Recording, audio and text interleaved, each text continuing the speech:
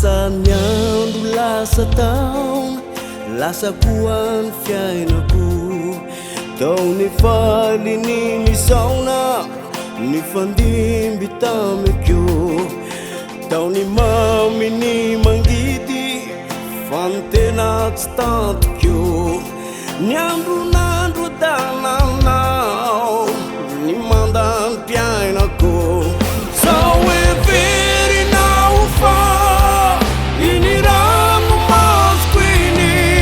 rano maso nakivina rano maso pijalina tia diso ianao satria antenaiko mbola hoaviny solonao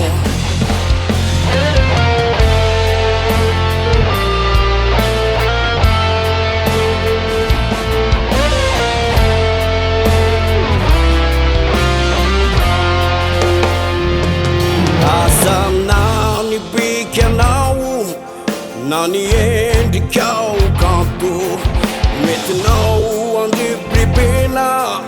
lay fitiavako efa jambena kakakakagambianao